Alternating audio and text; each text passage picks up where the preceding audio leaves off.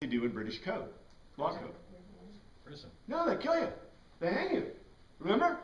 That was a big deal. They would hang you. So, there was no disincentive for catbirds to kill people. So, one of the big reforms in the law that was caused, they think, to a large degree by Dickens' writing was they changed the law code from killing those. They started deporting them, which is probably a good thing. Now they're all in Australia. But, and Georgia. So if you're from Georgia, we know what you're up to. But, the trick is, why would you then lose your eye? You've done something wrong. Because you did something wrong, right? Christ is not saying eye for an eye and tooth for a tooth is wrong. He's reaffirming it. What does he say next? Look at this. This is very important because if you understand that, you will understand what he says next. But I tell you, I lego you. Do not anastime. Anastime, I got it here. Anastime is stand against. Do not stand against a porneros, a hurtful person.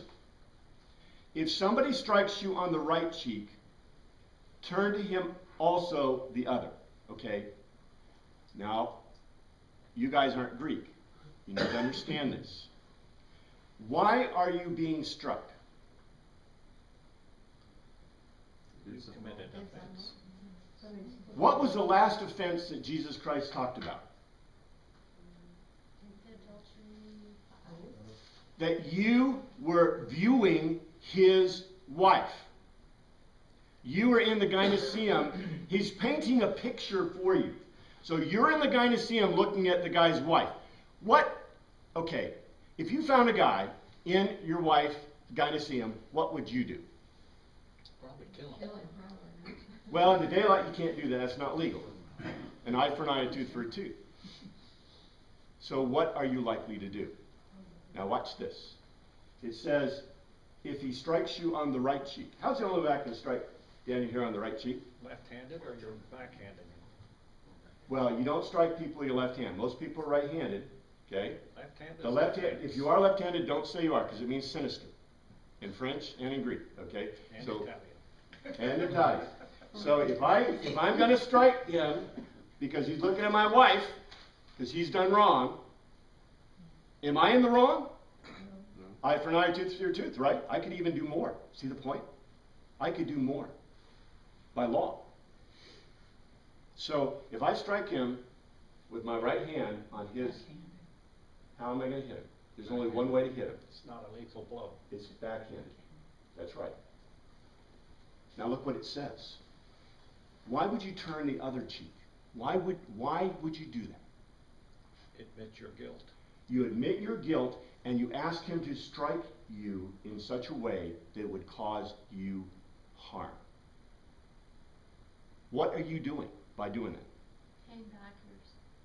You are paying back something that cannot be redeemed.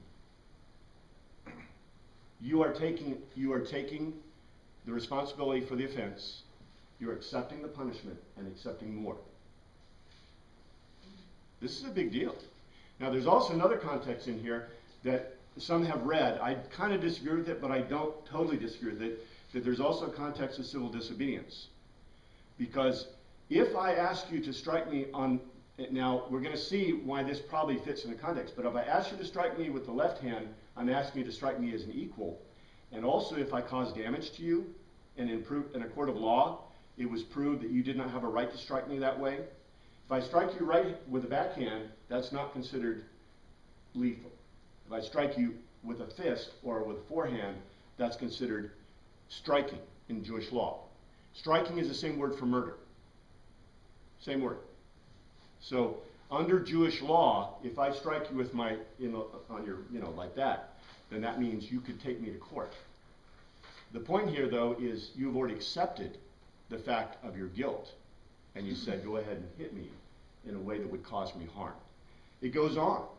So, we have bounded, we've had this whole cultural thing about turn the other cheek, which means if I just hit you for no reason, then I'm supposed to let you keep hitting me? Pacifist Gandhi. That's insane. That's anti-Torah. That is anti-law. So if you want your Jesus to be anti-God, if you believe that turn the other cheek means that if someone just hits you and you're not defending yourself, that is not biblical. There is no biblical foundation for that at all. But yet we have made it a cornerstone of almost, insurmountable means in the modern era. Yeah, we're allowed to defend ourselves. You are allowed under Torah law to defend yourself to the death. In other words, you can kill somebody who is, doing you harm. And you can defend others too. We have a legal argument But between the law and Lionel, the Mishnah. back to your original point. Uh-huh. The person's guilty, gets back to him. Christ says, you owe him more. The Right. guy then does hit him. Yeah. What's the consequences then? You asked For you or him. For you, for me, the guy that hit him. Well, Because you just said by Torah law that I can take him to court. And now I have the opportunity to prove, I mean, was their legal system any more balanced than ours? remember, eye for an eye or tooth for tooth. If you go into the gynoeceum with the intent of raping my wife, what may I then do? lethal force. Well, I can use lethal force, but I could also claim his wife. And that's why the divorce statement's part of that. You also have breaking and entering. Yeah, you have a lot of things that are against you here. That's why I said I disagree with the idea. There are some who've said this is a civil disobedience thing also in here. And it could be, because remember, Christ is like Shakespeare. Shakespeare wrote on multiple levels. That's when I write. I try to write on multiple levels. And that's what Christ is talking here. He's talking on multiple levels. He's not just giving you, we want to take these as little platitudes. They're not platitudes. They're not versifications. They are part of a logos to telos context within a whole context, a rabbinic context. So, I think there may be something in there with a civil. Well, let's look and go on and see if there's any more in there. If someone wants to sue you, take his tunic. Let him take your. So who's at fault? You are, because you did something wrong that a man wants to sue you. And legally, by law, he can take your tunic. By law, he can't take your cloak. So by giving him your cloak, you are basically giving him everything you have, because most people only have one pair of clothes. Now here's the civil disobedience part of this. If they give you your cloak, you're naked. So by the law, they're not supposed to also take your cloak. So you can read this two ways. Either Christ is saying, go beyond the law, or he's saying, do something civilly disobedient that would make this person ashamed, of the fact that you are so obedient. Do you see the point? But still, it comes back. Who was at fault? We want to read that the guy that's taking your cloak is at fault. They're suing you. But it's not that guy. You're the one at fault. You're the one at fault for the, provoking your brother. You're the one at fault for, looking at his wife in the gynoeceum or, unveiling her. You're the one at fault for being sued because you did something. And you notice it's personal against his wife, stealing. The implication here is you stole, right? He's suing you because you stole something from him. So we're going through the 10 Commandments. Bing, bang, bong. Goes on. Now this is interesting. If someone forces you to go 1 mile, go with them 2 miles. Anybody know what the context of that is? A Roman soldier could ask you to go 1 mile and carry something for him, but that was all he could ask you to do. That is exactly right. So Christ just moved this out of Jewish law into what kind of law? Into Roman law, into civil law. Because what it says in the Roman law, that if a Roman soldier asks you to carry his pack for 1 mile, he may do that. Actually, it's a status. But guess what? If he asks you to take it for a stadium for 2 miles, what can happen to the Roman soldier? He can be put to death. He's asking more of you than's required. Isn't this interesting? That Christ segues from the Jewish law into secular law. And then this is definitely a civil disobedient tone. If you were to place this, you see the first one was a little bit civil disobedient. You could read into it a little bit. The second one's a little bit stronger. The third one's a little bit stronger. And this one is like, wow. This is obviously, in other words, by doing this, you would cause the other person to be punished. Remember when Paul said, you know, be nice to your enemies because by doing so you heap coals upon their head? Does anybody see a parallel? You know, the build-up, though, here is beautiful. And the depth of these statements are beautiful. They are complex statements of irony and complex statements about the law. This one is really interesting, 42. Give to one who asks. That's not exactly what it says. It says, give to one who asks. Do not turn away, twist away from one who wants to borrow from you. Literally, this is a Hebraic duo. It means when you give a loan, don't just give it away. In other words, it's a Hebraic duo. A Hebraic duo does what? A parallelism in Hebrew does what? The second reinforces the first. So what this is literally saying in the Greek is give to one who asks, but don't twist away from giving a loan to the one who is determined to ask. In other words, if someone asks, what should you do? Give it to them? No, give them a loan. Do you see this?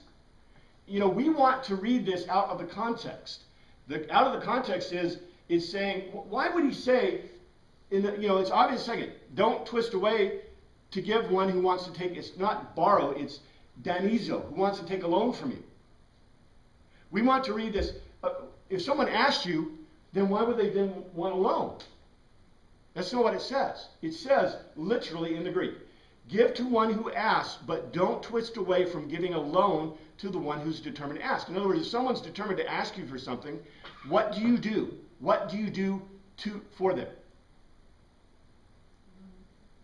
You don't give it away freely. You don't give it away freely. This is going to come back because the telestai of Christ in salvation. We always like to say that Christ's salvation is free. Is it really free? What comes attached to it? Not just faith. Commitment of what? There's two commitments that, this is a theological kind of take, but he's doing a theological thing here. He's saying, he's making this segue. And the segue was from, acts that you have caused that require you to be punished. And he's making a segue here to, if someone asked for a loan, if someone asks you for something, we'll give them a loan. Which means they're tied to you. Do you see this? When you make a commitment to Christ, who are you tied to? To Christ. You see this implication? He's making this implication directly. Whether it's theological, I think it's direct. He's saying to his Methides, to his learners, not disciples, his learners, all those hundreds of thousands of people that are around listening to him, that if you have decided to do what I tell you, follow the what? The law, and then my filling up of the law, I really like that pastor said that today, the filling up of the law, then what should you do? Realize that I'm going to require something of you. He already has. It goes on. You've heard it said, agape your neighbor and misio, detest your enemy. It's literally ecthros, those who are hateful to you. Okay, number one. Can you love your neighbor? Can you agape your neighbor? Agape. Greeks didn't think that we could do agape because that's a God thing. In Greek worldview, you can't agape. You can't agape. What have they heard it said? It is not said agape your neighbor. What is it said? Because Hebrew has the same thing, and I didn't pull the words out. But remember the Hebrew words? There's a Hebrew word for God's love, and there's a Hebrew word for man's love. When it says love your neighbor, which word do you think it uses? Man's love, which is phileo in Greek. So Jesus Christ said, remember, in John we get the same thing with Peter. Christ says agape